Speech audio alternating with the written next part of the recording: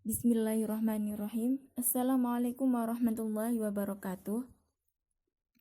Baiklah, kami dari kelompok 8 akan mempresentasikan materi kami. Adapun materi yang akan kami bahas adalah Islam dan negara. Di sini ada 5 poin yang akan kami bahas. Poin pertama adalah definisi Islam dan negara. Poin kedua, hubungan Islam dan negara. Poin ketiga, hubungan Islam dan negara dari berbagai perspektif. Poin keempat, sifat hubungan agama dan negara di Indonesia. Dan poin yang kelima adalah studi kasus.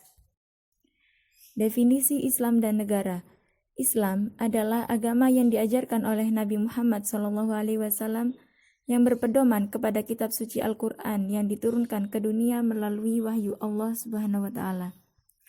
Menurut Abdullah Badran yang dikutip oleh Quraisy Shihab, Islam adalah suatu bentuk hubungan antara pencipta dan manusia yang mewujud dalam sikap batin, yang tampak dalam ibadah dan tercermin dalam sikap keseharian. Sedangkan Islam menurut Emil Durkheim adalah sistem kepercayaan dan ritual yang berkaitan dengan hal-hal yang suci atau kesucian dan juga berfungsi sebagai pengikat masyarakat bersama-sama dalam kelompok-kelompok. Oleh karena itu, apabila Islam dipandang dari sudut teologis, maka Islam adalah nilai dan ajaran yang bersifat ilahiyah dan transenden. Dan apabila Islam dipandang dari sudut sosiologis, maka Islam adalah fenomenal peradaban, kultural, dan realita sosial manusia. Definisi negara. Secara historis, pengertian negara berkembang sesuai dengan kondisi masyarakat saat ini. Pengertian negara banyak didefinisikan oleh para ahli, baik para ahli filsuf Yunani kuno, para ahli abad pertengahan sampai abad modern. Pendapat tersebut diantaranya adalah: pertama, pendapat Aristoteles.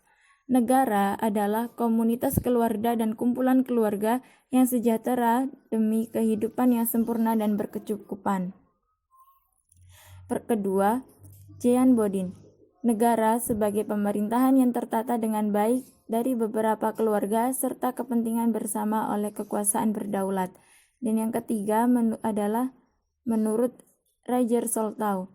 Negara adalah alat atau wewenang yang mengatur atau mengendalikan persoalan bersama atas nama masyarakat. Bismillahirrahmanirrahim.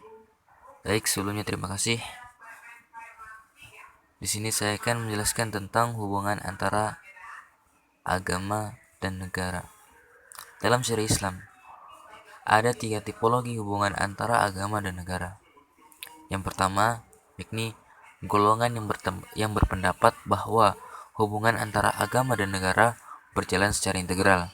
Artinya, domain agama juga menjadi domain negara. Demikian pula sebaliknya. Sehingga hubungan antara agama dan negara tidak ada jarak dan berjalan menjadi satu kesatuan. Yang kedua, golongan yang berpendapat bahwa hubungan antara agama dan negara berjalan secara simbiotik dan dinamis dialektis. Artinya, hubungan antara agama dan negara tidak berhubungan secara langsung, sehingga keduanya masih ada jarak dan kontrol masing-masing, sehingga agama dan negara berjalan berdampingan. Yang ketiga, yaitu golongan yang berpendapat bahwa agama dan negara merupakan 2 domain yang berbeda dan tidak ada hubungan sama sekali. Golongan ini benar-benar memisahkan hubungan antara agama dan politik atau negara. Terima kasih. Melanjutkan dari pembahasan selanjutnya, pembahasan kali ini mengenai hubungan antara agama dan negara dalam berbagai perspektif. Setidaknya ada 3 pandangan mengenai relasi antara agama dan negara. Yang pertama yang akan kita bahas adalah berdasarkan perspektif atau pandangan Islam. Indonesia yang merupakan negara pluralistik, terutama dalam hal agama, pesan sentralnya adalah bagaimana menerjemahkan nilai-nilai Islam yang bersifat subjektif ke dalam tataran yang lebih objektif dan inklusif, sehingga bisa memayungi semua agama yang berbeda satu sama lain, yang tentunya nanti bertujuan untuk kerukunan hidup bersama dalam berbangsa dan bernegara. Contohnya konsep tauhid yang diterjemahkan dengan ketuhanan yang Maha Esa. Kemudian konsep syuro yang diterjemahkan dengan makna musyawarah. Ada lagi konsep baldatun thayyibatun wa rabbun ghafur yang diterjemahkan atau dimaknai dengan negara kesejahteraan di bawah naungan Tuhan. Dan contoh yang lainnya adalah konsep keadilan yang merujuk kepada persamaan antara manusia, kebebasan, kemakmuran, dan demokrasi. Pandangan yang kedua mengenai relasi Islam dan negara, yakni menurut perspektif politik.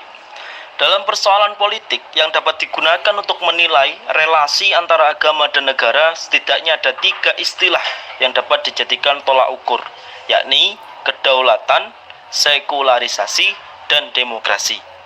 Kedaulatan merupakan kekuasaan tertinggi yang ada pada negara dalam hal membuat serta untuk melaksanakan undang-undang. Demokrasi sendiri dalam dunia politik modern diartikan sebagai kekuasaan tertinggi berada pada rakyat. Sedangkan sekularisme merupakan paham yang berpendirian bahwa moralitas tidak perlu didasarkan pada ajaran agama. Hal ini menunjukkan bahwa ada sisi hubungan antara Islam dan negara dalam bidang politik. Kemudian pandangan ketiga mengenai hubungan Islam dan negara, yakni dari perspektif tataran sejarah. Dalam tataran sejarah Indonesia, relasi agama dan negara berkembang menjadi 4 golongan. Di antaranya, golongan pertama, mengintegrasikan bahwa agama dan negara merupakan 2 hal yang tidak dapat dipisahkan, yakni hukum negara menjadi hukum agama, begitupun sebaliknya, hukum agama menjadi hukum negara. Yang kedua, atau golongan kedua, berpendapat bahwa agama dan negara berjalan dalam pusaran konflik dan saling menafikan di antara keduanya. Kemudian yang ketiga, atau golongan ketiga, golongan ini berpendapat bahwa terdapat hubungan dinamis dialektis antara agama dan negara. Agama dijadikan sebagai spirit bernegara dengan meletakkan nilai-nilai agama menjadi spirit dalam penyelenggaraan negara. Kemudian yang terakhir atau golongan keempat, golongan ini berpendapat bahwa agama dan negara berhubungan sekularitualistik, yang artinya norma agama diberlakukan dalam tradisi ritual keagamaan sebagai simbol pengayoman kepada warganya, sebagaimana dalam contoh tradisi kerajaan Jawa. Sejarah-sejarah ini atau pendapat ini dari golongan pertama sampai golongan keempat menunjukkan bahwa sejarah kita atau tataran sejarah membuktikan adanya hubungan antara Islam dan negara. Assalamualaikum warahmatullahi wabarakatuh. Saya Nahlatus Solihah. Selanjutnya akan menjelaskan tentang sifat hubungan agama dan negara di Indonesia. Jadi hubungan antara keduanya itu awalnya berlangsung antagonistik, lalu kemudian berangsur-angsur menjadi akomodatif. Di sini dijelaskan bahwa hubungan antagonistik merupakan sifat hubungan yang menjadikan adanya ketegangan antara negara dengan agama. Jadi pada masa ini antara Islam dengan negara itu terjadi banyak perdebatan tentang beberapa hal. Contohnya tentang ketika membicarakan dasar negara. Jadi pada masa sifat antagonistik ini, Islam itu dinilai lebih mengedepankan ideologi daripada substansi. Maka terjadilah perseteruan antara Islam dengan negara.